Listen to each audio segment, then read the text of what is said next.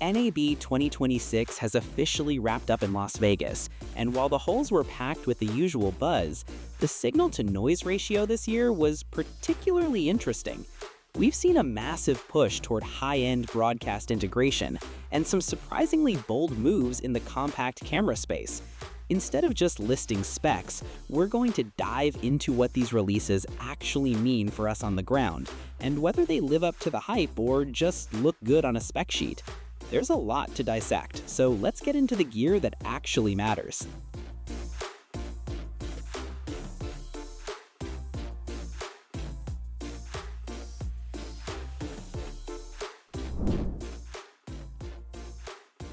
GoPro has finally stepped into the ring with the Mission 1 series, and on paper it looks like the overhaul we've been waiting for. Moving to a 1-inch 50-megapixel sensor is a massive win for image quality, especially with 8K open gate capabilities and 10-bit GP Log 2. However, the Pro ILS variant is where things get polarizing. While the Micro Four Thirds mount opens up a world of glass, the complete lack of electronic contacts is a major hurdle. We're looking at a purely manual experience, no aperture control from the body, and no metadata. In a world where we rely on speed and automation for action, forcing us back to manual iris and focus feels like a step forward in optics but a step back in usability. It's a specialized tool for a very specific type of shooter, but for the average user, it might be more of a headache than a revolution. Blackmagic continues to disrupt, but this time they aren't just selling cameras, they're selling an entire pipeline. The new 100G versions of the Ursa Cine 12K LF and immersive models are clear shots across the bow of traditional broadcast giants. By baking in 100G Ethernet and SMPTE 2110 support, they're pushing a high-bandwidth live workflow that was previously reserved for the most expensive setups. The ability to handle high frame rate slow motion over a network is impressive, but it forces you into their specific ecosystem, including those 100G media docks. It's a brilliant technical achievement for live sports and events, though we still find it baffling that we don't have a simple single-channel reader for the Ursa Cine Mags yet. It's a high-speed future, but the entry barrier for data management remains high. The Bosma Vega H2 is easily one of the most unconventional designs we saw at the show.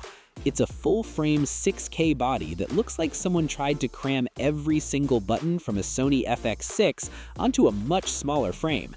The headline feature here is the rotatable sensor, allowing you to flip between landscape and vertical shooting without physically turning the camera. While this solves a massive pain point for social media delivery, we have to wonder about the long-term durability of a moving sensor assembly in a professional environment. The integration of internal autofocus motors and a drop-in filter system shows they are thinking about the all-in-one operator, but the ergonomics feel cluttered. It's an ambitious concept, but we need to see if the mechanical execution can survive a real-world production. The Osmo Pocket 4 has landed, and it's a clear response to the demand for more professional color science in a tiny form factor. The move to a 1-inch CMOS sensor with 14 stops of dynamic range is significant, but the real story is the shift to a true 10-bit D-Log profile. Unlike the Pocket 3's D-Log M, this gives us the flexibility to actually match this camera with our larger cinema rigs without the highlights falling apart, offering 8x slow motion at 4K 240ps, and a much brighter 1000 nit OLED screen makes it a powerhouse for fieldwork. However, DJI's decision to ditch the iconic low-profile case and the slight price hike for the body-only version feels like a bit of a sting. If you're chasing pure image quality and grading flexibility, it's a worthy upgrade, but it's definitely moving further away from being a budget vlogging tool. Insta360 teased the Luna, and it's clearly aimed directly at the Osmo Pocket's throat. While concrete specs are still thin, the confirmed collaboration with Leica suggests that Insta360 is leaning heavily into premium image processing to compete with DJI's hardware lead. If their previous action cameras are any indication, the Leica-tuned color science will be the main selling point here. However, Insta360 needs to do more than just match DJI's sensor size. They need to prove their gimbal stability and app ecosystem can handle the rigors of a professional workflow. It's a rivalry we're watching closely, as the Luna seems to be positioning itself as the more cinematic alternative to the more utility-focused Pocket 4. Then we have the Canon MS510, which feels like it belongs in a sci-fi film. Using a 1-inch SPAD sensor, this thing can capture usable images at 0.000060 lux. It's an incredible feat of engineering, but at $22,000, it remains firmly in the realm of specialized wildlife cinematography and high-end security. We love seeing Canon push the boundaries of what sensors can do, but for 99% of us, this is a rental-only curiosity for that one impossible night shot.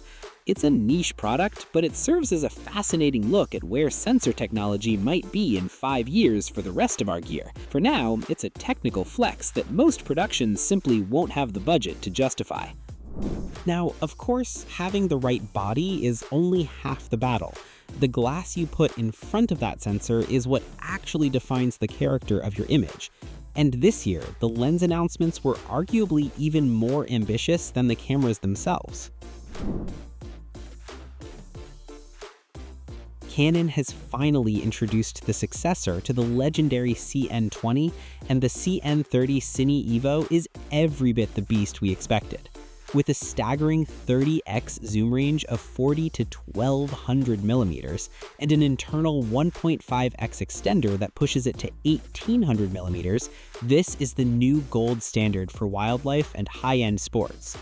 While the T5 to T10.8 variable aperture might seem slow to some, you have to consider the physics of covering full frame at those focal lengths. At an estimated $80,000, this is strictly a rental house titan, but the optical refinements over the old CN20 are supposed to be significant. It's impressive that they've kept the weight and size identical to the original while modernizing the server units. For those elite productions, this is the ultimate get the shot from a mile away lens.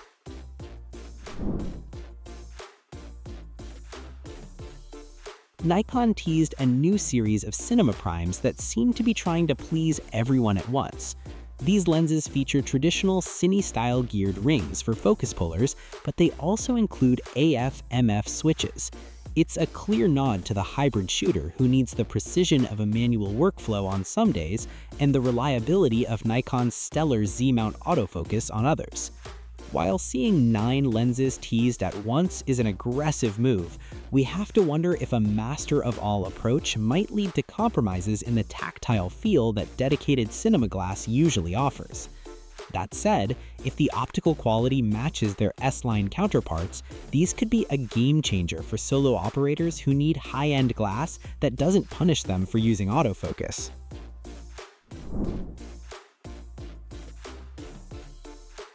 NiSi is expanding their lineup with a 50mm T1 and a 16mm T2.9, and the contrast between them is interesting. A T1 prime is always a flex, offering that ultra-shallow depth of fields that many crave, though we're curious to see how it holds up wide open in terms of chromatic aberration. At the other end, the 16mm T2.9 is designed for massive 65mm sensor coverage. While 16mm is a great wide angle, keeping that coverage clean across such a large image circle is a tall order. These feel like tactical additions for shooters who need very specific looks without jumping into the price bracket of the big 3 manufacturers.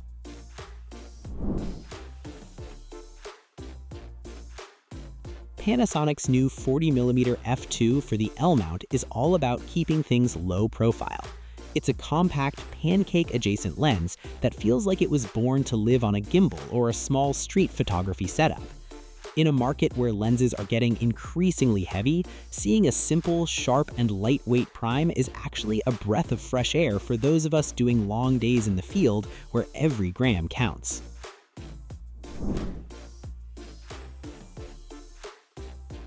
Sirui continues to democratize the anamorphic look with new focal lengths in their Iron Star series.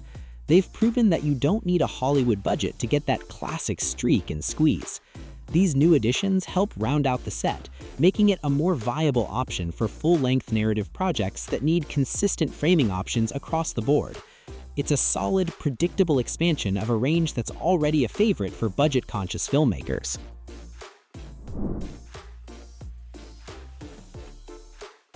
Then we have the Zelmus 16mm 2x Anamorphic, which is just wild.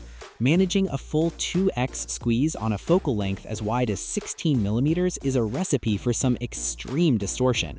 It's definitely going to offer a look that is mad, as the initial reports suggest. While it's likely to be a niche tool, for music videos or stylized sequences where you want that aggressive, ultra-wide anamorphic aesthetic, this lens is going to stand out, for better or worse. It's one thing to have a great sensor and beautiful glass, but if you can't control the rig efficiently or keep the workflow moving, the whole production stalls. That's why some of the most practical and surprising updates this year actually came from the tech and media side of the booth. It's one thing to have a great sensor and beautiful glass, but if you can't control the rig efficiently or keep the workflow moving, the whole production stalls. That's why some of the most practical and surprising updates this year actually came from the tech and media side of the booth. Bitpart is making a serious play for the clean build enthusiasts with their new wireless controllers. The Bitbox Max is packing a full 1 watt of transmission power, pushing its range to over 3 kilometers. For those of us running heavy rigs on tracking vehicles or long-distance drone shots, that's a massive safety net. Meanwhile, the Mini C is all about efficiency, using a single cable for both data and power. It sounds simple, but in the middle of a frantic shoot, eliminating one more point of failure in your cable management is a huge win for reliability.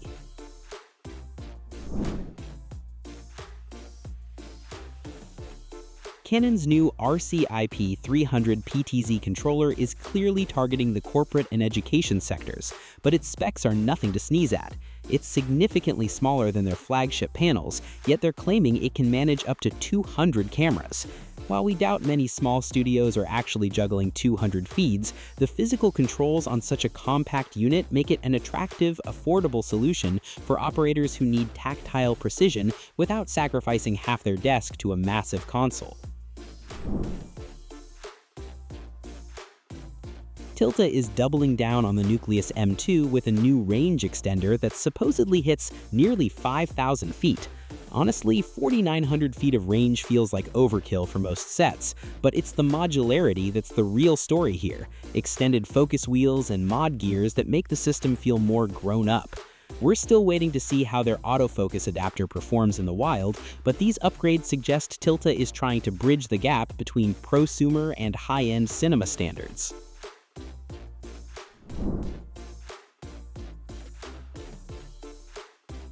ARRI is staying focused on the high-end broadcast market with new firmware and a $680 license for the Hi5 system. This license allows for lens mapping and camera control overlays directly on small HD monitors, which is a fantastic workflow improvement for ACs. However, charging nearly $700 for a software unlock feels very ARRI. It's a tool that will definitely save time and reduce clutter on the wireless focus station, but you're definitely paying a premium for that integration.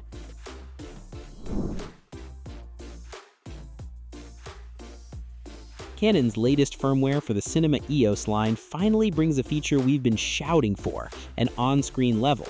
It sounds minor, but it's a massive quality of life improvement. They've also introduced a new USB control protocol for remote parameter adjustments.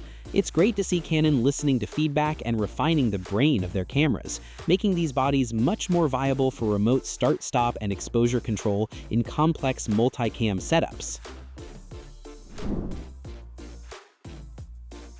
In a sea of digital sensors and firmware, Kodak surprised everyone with a brand new motion picture film stock, 200D. It's not just a rehash, it's a medium-speed daylight negative with warm skin tones and higher saturation. It's a bold move in 2026, but with the resurgence of 16mm and 35mm in commercials and music videos, providing a fresh look for analog shooters is a brilliant way to keep the medium alive. It's a reminder that sometimes the best tech is the one that's been around for a century. NAB 2026 really feels like a turning point where the lines between high-end broadcast, cinema, and compact run-and-gun tech are completely blurring. Whether it's GoPro trying to act like a cinema camera or Blackmagic trying to rebuild the entire broadcast infrastructure, the ambition on display this year was massive. We're seeing a shift away from just more pixels towards smarter workflows, better color science, and gear that actually solves the logistical headaches we face on set every day. It's an exciting and expensive time to be in this industry, but the takeaway is clear: the tools are getting more specialized, and the all-in-one dream is finally starting to look like a reality. We'll be keeping a close eye on how these prototypes and firmware promises actually hold up once they land in our hands for testing. If we missed a specific piece of glass or a niche body that caught your eye in Vegas, let us know what you're tracking. Thanks for sticking through this deep dive with us, and we'll catch you in the next one.